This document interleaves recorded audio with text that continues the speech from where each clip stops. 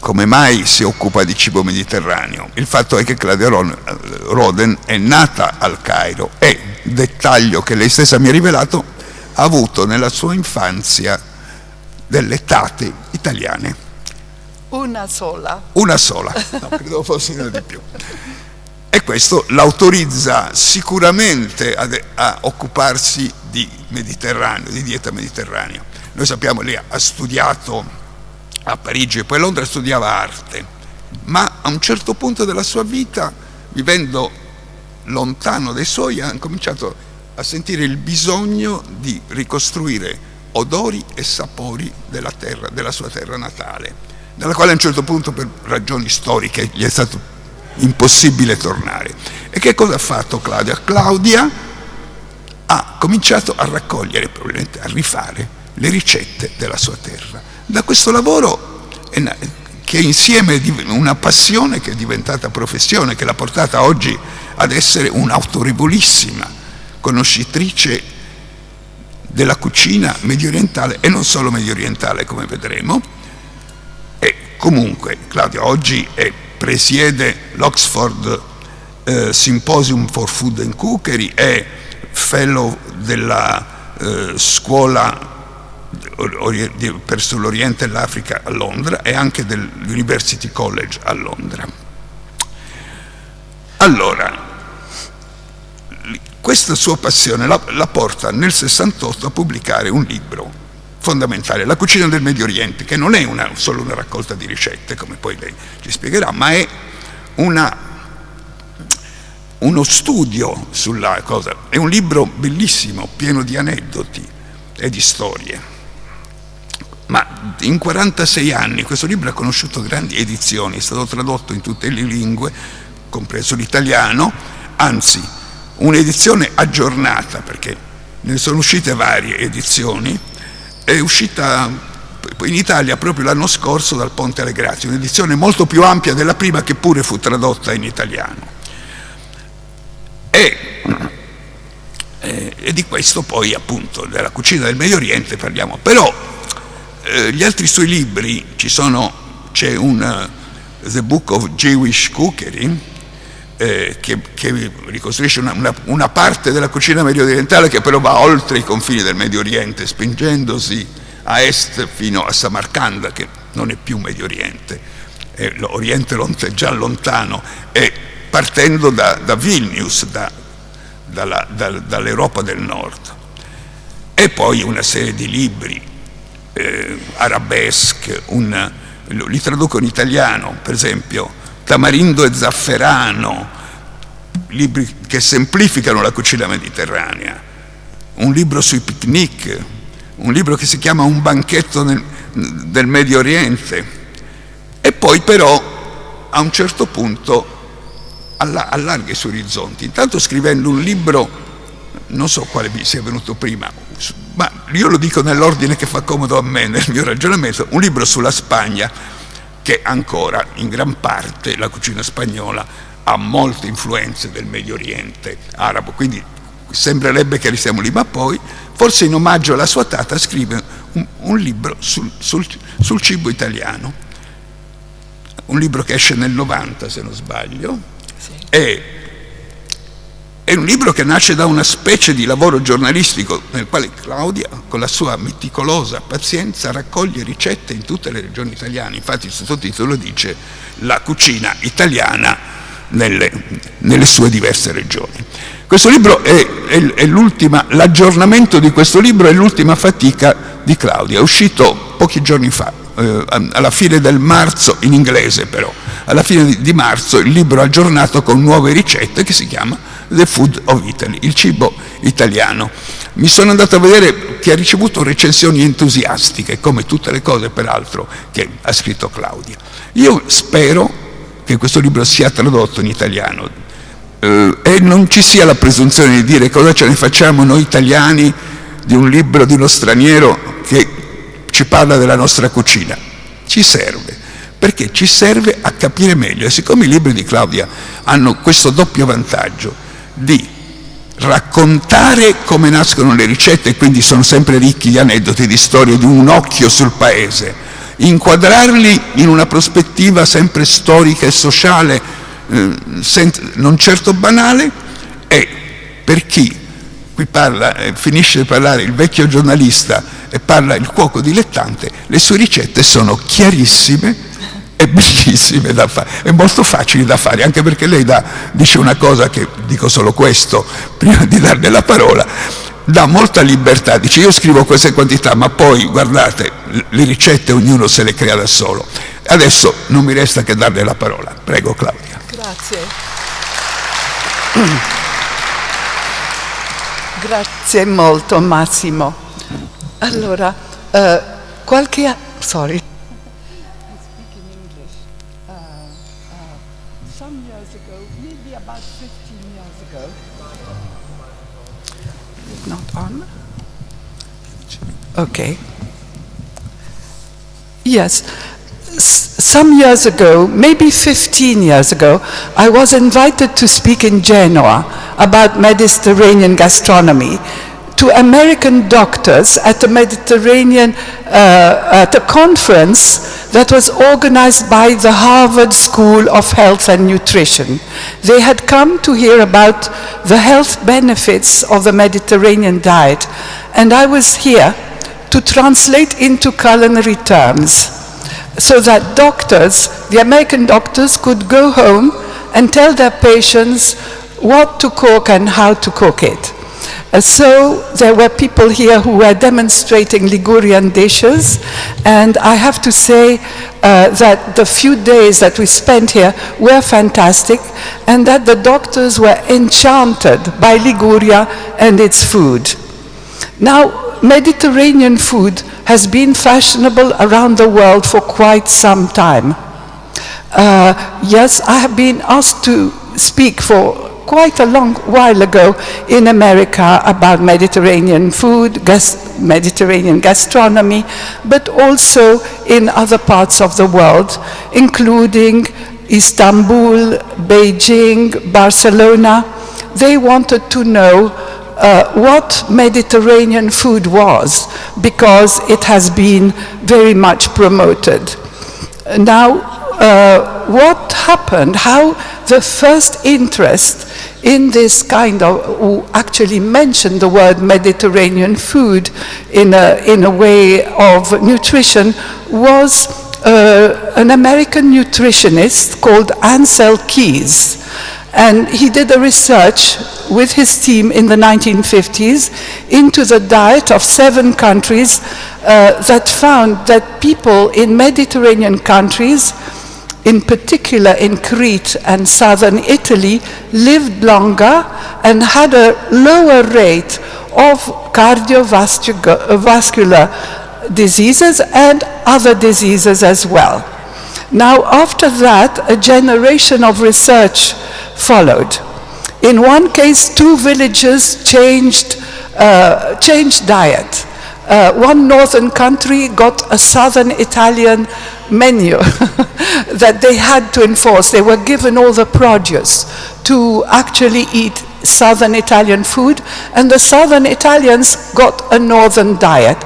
For a while, I'm not sure, I forgot for how long, but the thing, they kept it up because they got all the food for free.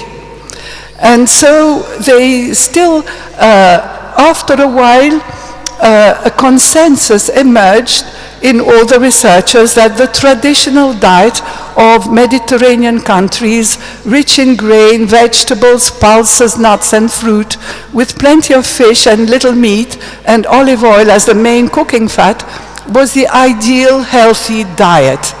FAO, the Food and Agriculture Organization of the United Nations, recommended it. Governments all over, certainly in Western countries to begin with, issued similar guidelines. Now, pyramids were designed to represent it visually.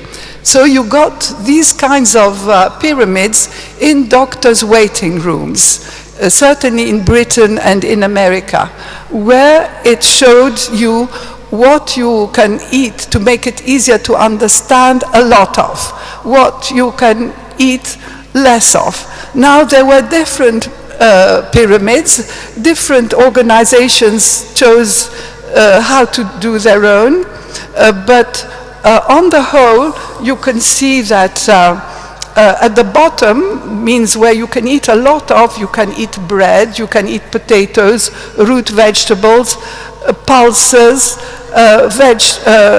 all kinds of vegetables and all kinds of fruit, and olive oil. Some of them put fish there as well, but then a second tier, usually you can eat fish and seafood, and then a third one you can eat chicken and dairy products and eggs, and the last one you have to eat very, very little meat and very few sweet things, sweet pastries. Then after that, of course they forgot. They called this the Mediterranean diet, but it wasn't really accurate in the sense that most people in the Mediterranean countries, in the Christian Mediterranean, used pork fat for a lot of their things.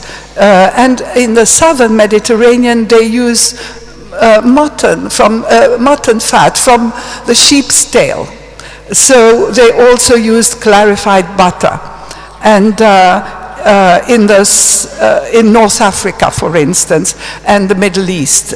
But also, all the people in the Mediterranean like sweet things, and they had lots of pastries with sugar.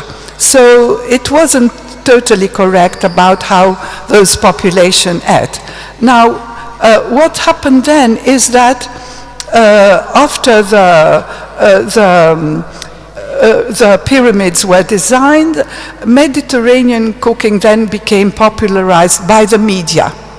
The media at the time wasn't the internet or television so much, but it was newspapers started saying how Mediterranean food is cheap and tasty as well as healthy. And at that time also the chefs became famous. Before that, chefs were not highly considered. They only became super chefs at a certain time in the 70s. And they it started also with Nouvelle Cuisine. Nouvelle Cuisine the chefs then started saying that they didn't want to do haute cuisine anymore. They didn't want to do dishes full of sauces of cream and butter, and that they were going to use purees of fruit, and they would use olive oil as well. And even in countries that are so famous for olive oil, like Spain, they didn't use that much olive oil at that time. Early on, they were using pork fat, or very often sunflower oil, because they started growing sunflower oil. And well, they started in a big way later, sunflower oil.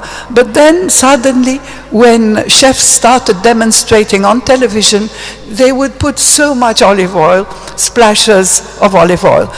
Sorry, in a way I contradict myself, because when tourists went to Spain, they would come back saying the food is horrible. It's horrible because it's floating in olive oil. They said that about Greece as well. But the thing was that the olive oil wasn't particularly good at that time. Now the olive oil of Spain is fantastic now. They have had a revolution in their ways of making it.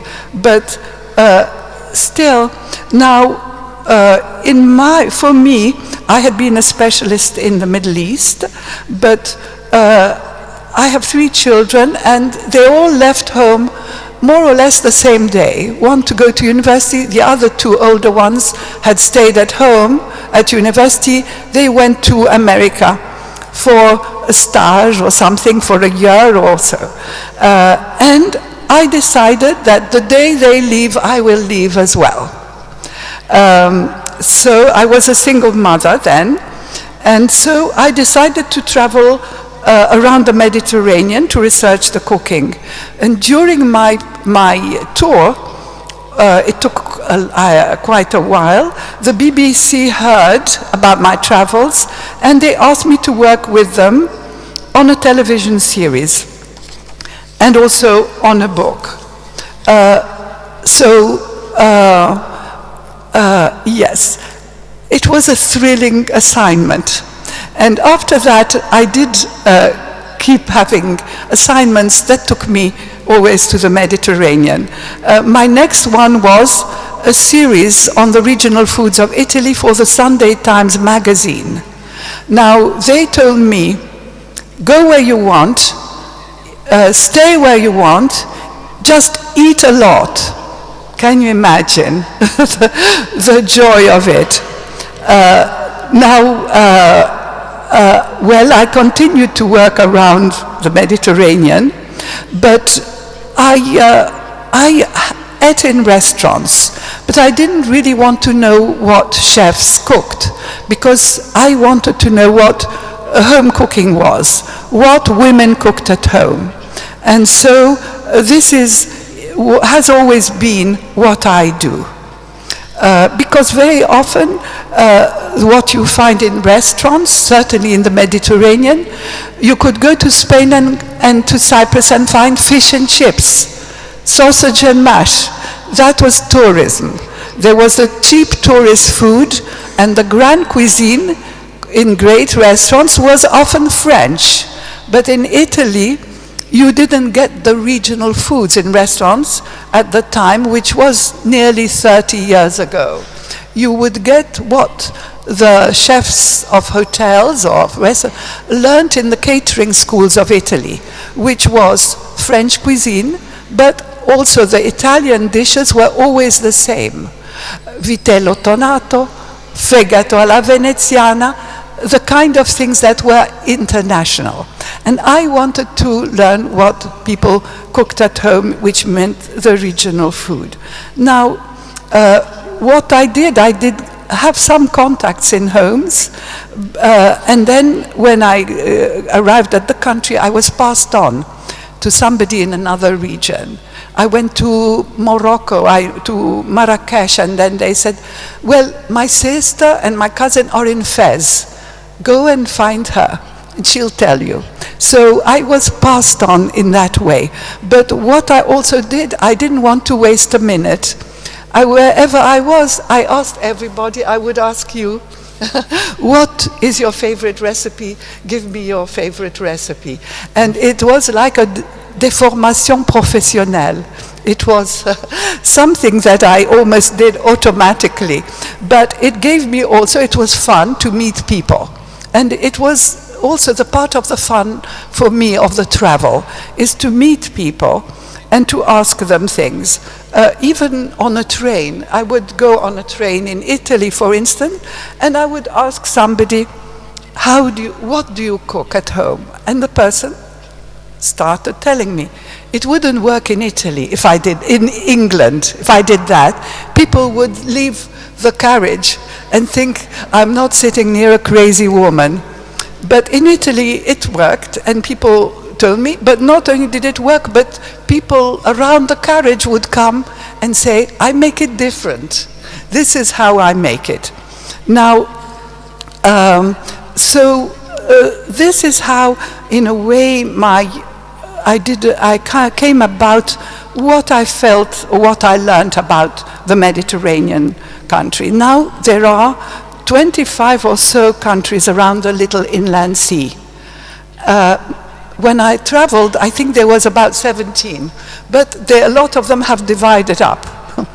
But they all have different histories, different cultures, Eastern and Western, Christian and Muslim. But still, I found that there is a certain way of being and living that is familiar. They say that if you belong to one part of the Mediterranean, you're never a stranger along its shores. Now, I was born in Egypt. We went a lot to Alexandria, and I must say I felt at home everywhere. I felt happy like a fish in its own waters. And really, just seeing if I'm going, I don't want to overdo the beginning, there's a lot to say, but yes, very often when you go from one northern parts of a country to the Mediterranean part, or else from the desert to the Mediterranean part of the southern Mediterranean, you feel as though you've opened a door and you've come into a different world. The sky is different, the light is different, the colors are different, the architecture, different colors of houses. Here, that's what I found in Genoa as well. The vegetation is different, so are the smells. Like here, orange blossom and jasmine, for instance. Now, the climate, you know it, it's dry with hot summers and mild winters, rare rainstorms, strong winds, allow for an easy-going outdoor life, for al fresco eating, street foods and markets. So you see all this kind of things that are possible in Mediterranean countries. They are possible, of course, in Latin America, in many other countries. Now, there is a custom here of serving an assortment of little dishes with drinks. That's a part of a feature of life. Mezze in the Arab world, tapas in Spain, crostini in Italy. You don't drink without eating something, and you're meant to have a time to enjoy the moment in an unhurried way. This question of leisureliness. Now, a meal in the Mediterranean is also a place of interaction, of conviviality. Of course, it's also an area of conflict and war. But let's make the best of the good things. Now, this unhurried way of life, it might be due that the Mediterranean is not an industrialized part of the world, and it's poorer than northern parts. People have more time. But I found in Spain, Spaniards say that their Mediterranean region is the one with alegría de vivir. So I do find it as well. Now, the cooking around this little sea, inland sea, is immensely varied. Every country has its own cuisine and special dishes, and there are differences between town and country, from one town to another, sometimes in the same town. Of course, we've heard before that there is the cooking of the rich and the cooking of the poor. But every place holds fiercely and jealously onto its dishes, and they protest their originality, as though only they have this. But still, they have enough in common for us to be able to say that they are Mediterranean cuisines. And that has to do with the sharing of produce.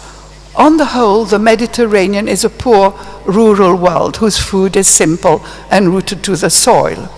You see the same products in the markets: vegetables, courgettes, aubergines, peppers, tomatoes, artichokes, spinach, leeks, pumpkins, onions, garlic. The same pulses: broad beans, haricot beans, chickpeas, lentils, grains such as wheat, barley, rice, maize, fruits such as figs, grapes, peaches, apricots, quinces, pomegranates, oranges and lemons, apples and pears. I wouldn't need to tell you because you know them all.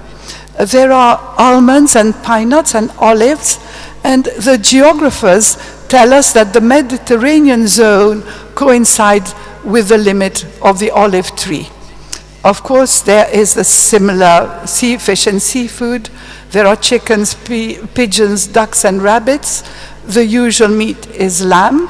Pork pork is all imported in Christian countries, and also there is goat. There's not enough humidity nor the right terrain because of the mountains usually in these parts for pastures and cattle raising. Although meat was always very highly prized in the past, the peasantry could hardly ever afford it. In some countries, it was eaten only once a week, sometimes only on festive occasions. In Christian countries, meat was forbidden on Friday and during Lent. In some parts of the Christian world, it meant almost a third of the year, by order of the church, people couldn't eat meat. And that is why vegetable dishes in the Mediterranean cuisines have such an important place. Now, one of the characteristics of Mediterranean cooking is its sobriety. But there is also a rich tradition of refined and sophisticated cooking that developed in court cuisine. Throughout the Mediterranean, there are legacies from the courts and in the homes of the nobility of places as far as Damascus. Damascus, when it was the capital of Umayyad Islamic Caliphate, from Baghdad, when it was the capital of Abbasid Caliphate, from Morocco, which had several royal cities, from Istanbul, when it was the capital of the Turkish Empire. You do find them. I found legacies here and there, but also we find legacies from Catalonia, which had an empire in the Mediterranean. At one time it was queen of the Mediterranean, and also Venice and even Genoa. I found Genoese dishes. Lately, when I was doing a menu in Gibraltar, I was trying to do a menu for a grand banquet for a literary festival, and I decided to do influences.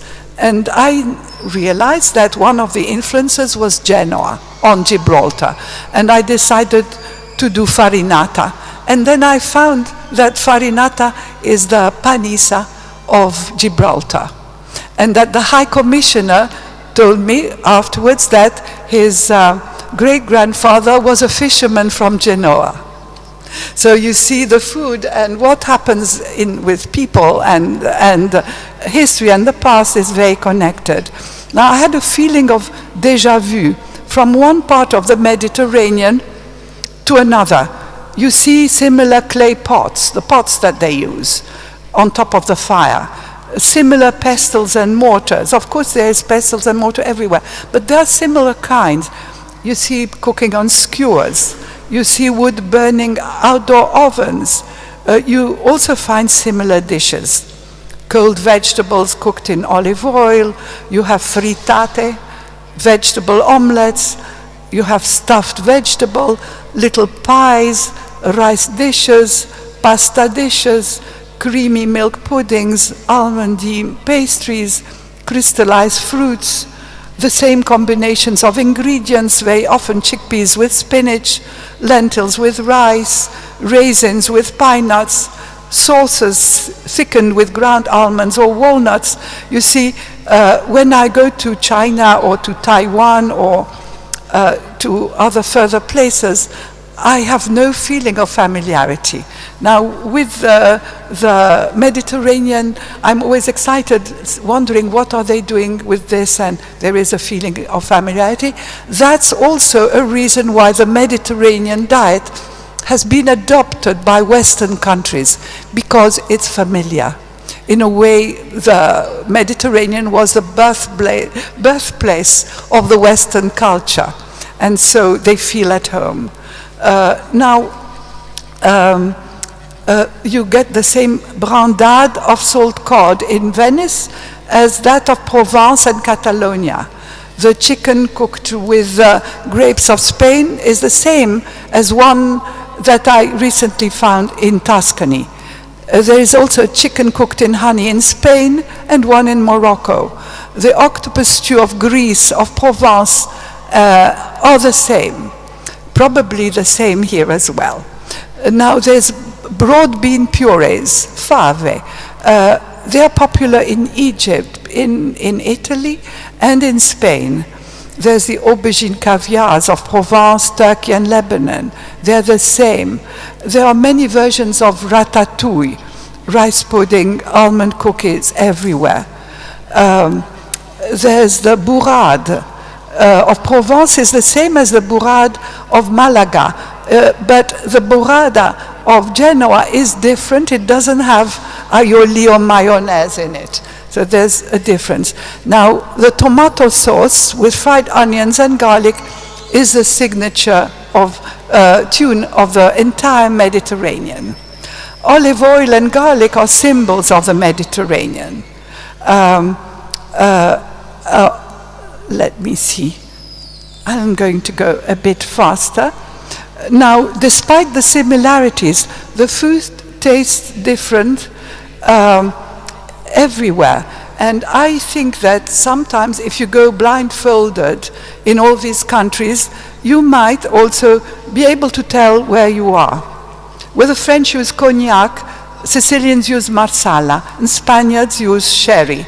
Where Italians use Parmigiano Pecorino, the French use goat's cheese or Gruyere.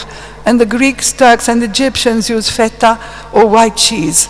One of the regional characteristics which denotes the nationality of the cook is the selective use of nuts. Where an Egyptian or a Syrian would use ground almonds or pine nuts to thicken a sauce, a Turk or a Genoese would use ground walnuts.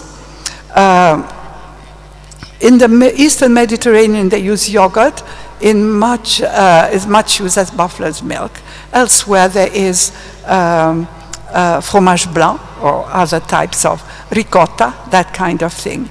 Now, every country uses rice, but it's either in the Eastern Mediterranean dry and fluffy, using only butter. In the Eastern countries, creamy risottos. In Italy and in France, and in Spain, the complex paellas. Now, the great Catalan writer, Josep Pla, he wrote that cooking is the landscape in a saucepan. It's a beautiful way of explaining the terroir. Of course, the geography of the Mediterranean is immensely varied. There are forests and deserts, mountains, bays and inlets, and many islands. What grows and grazes on the land appears in the market and in the saucepans. But it is the past. In the Mediterranean, it's an incestuous past, a history that was shared by all the countries, and an intense historic traffic and trading activities between all the port cities that shaped the cuisine of the Mediterranean. Now, we did hear quite a lot about the spice route and the spice trade since Roman times. All kinds of spices have been coming from the east, and I won't go into all the details, but every country has their favorite spices, and you could tell also without looking which country you are in just by the mix of spices in the dishes. I certainly can. Now, all the countries had the same occupiers and the same settlers and the same empires. Now, we can start looking. Since early time, the Phoenicians and the Greeks, so we'll see the Phoenicians had formed settlements along the Mediterranean coast. They started salt pans in many countries. They introduced the baking of fish in salt where they went, and also the preservation of fish in salt to make it appropriate for trade, because the Phoenicians were great traders. The Greeks cultivated vines, olive trees, and almond trees. And the Romans expanded vineyards and olive groves and established wheat in the plains, reaffirming the classical Mediterranean triad of bread, wine, and olive oil. Romans also introduced peaches, apricots, lemons, and other things, but there is, in every country, there's bread, grapes, and wheat. Now, from the 7th century, the Arabs swept through the area. They conquered and converted to Islam the eastern and southern Mediterranean, and they occupied part of Spain for 800 years and Sicily for 200 years. Now you can see how their huge influence they would have had by the coloring of the map. Now, they had been engaged as middlemen in the transport of spices and aromatics to Europe since Roman times, but then they started having Muslim ships sailing across the Mediterranean, bringing all kinds of foodstuffs. They also, in their occupation, they introduced irrigation methods and techniques. They introduced new crops and also horticultural practices, like how to graft, for instance. And from one part of the empire to another, they adopted and they spread the cultivation of foods from one place to another, which was rice, sugarcane, chickpeas, aubergines, artichokes, spinach, apricots, bitter oranges, quinces, pomegranates, melons and watermelons, dates and bananas.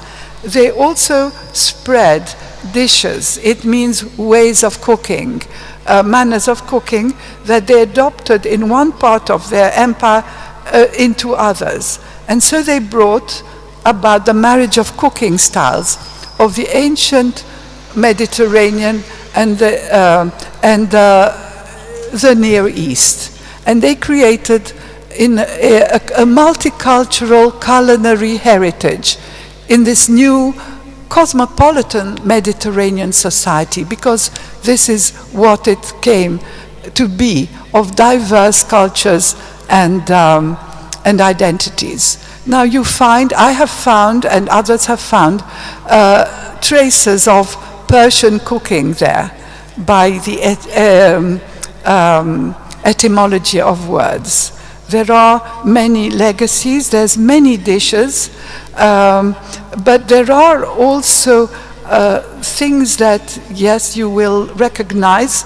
I will leave myself room to tell other things, so I won't go into all the dishes, but there are traditions like of salting and drying tuna and grey mullet roe to make botarga. That was an Arab technique. Also alembic distillation for making spirits, which the Arabs first used for medicinal purposes. A new Hispano-Moorish style of cooking developed in Muslim Spain between the arrival of the Arabs with Berber soldiers in 711 and the departure as late as the 17th century of the lost Muslims who had been forced to convert. They were called Moriscos after the reconquest of the land by the Christian kings. Now they brought to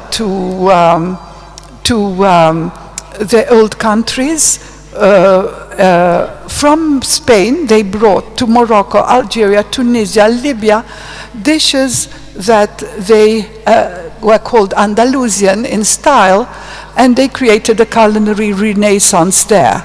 At the same time, the Catalans, who had conquered Sicily, Sardinia, and Naples, and penetrated the south of France, and the crown of Aragon and Catalonia, which had possessions around the Mediterranean, they spread their own particular Hispano-Moorish style of cooking. So there is this going from east to west and then from west back to east. Now there's also, of course, the Arabs were in 827 the Arabs landed in Sicily, and they brought a lot of dishes and flavors to Sicily that are very obvious. If you have ever been to Morocco or to some parts of North Africa and you go to Sicily, you are struck by the similarities that they came, even couscous, because the couscous that had been in Spain was the only dish that the Spaniards rejected of the Moorish influence. They rejected it as being despicable because it represented an alien culture. but they didn't reject any of the other things.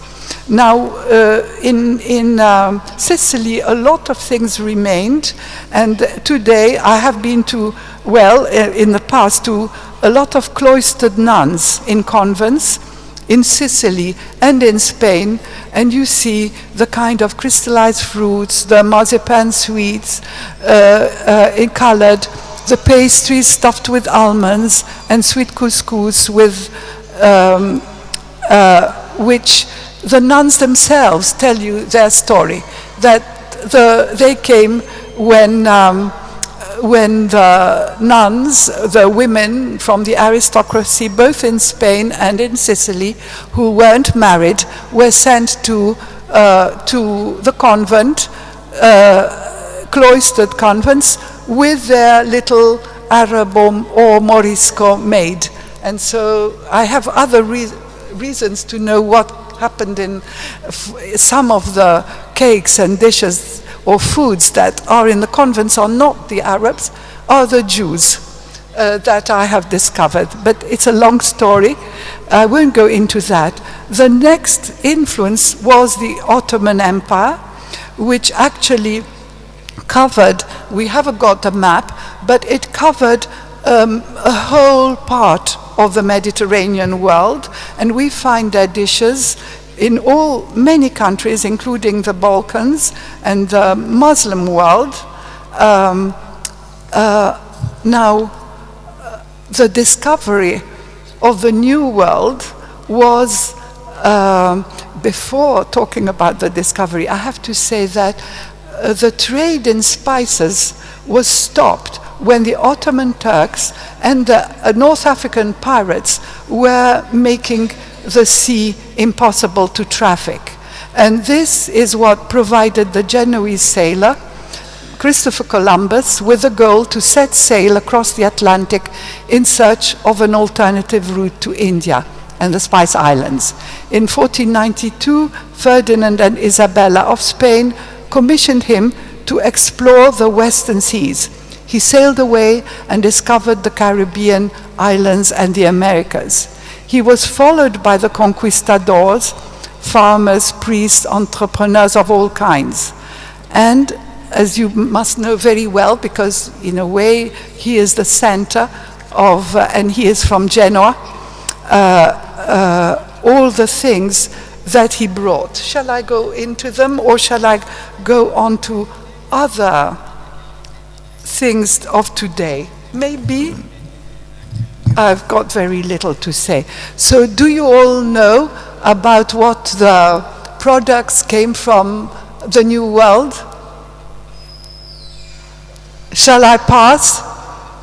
Okay, some people said yes.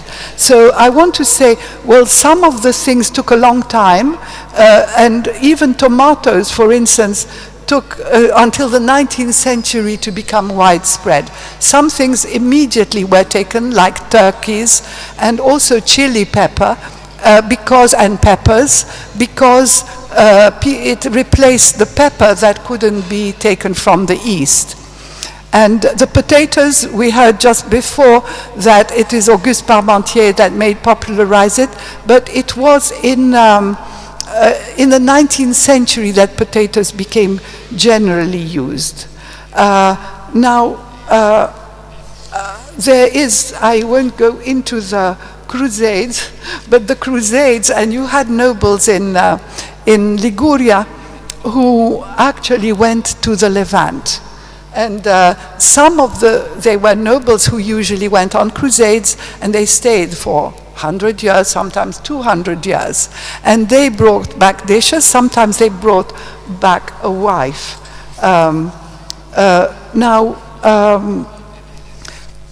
Just to say, the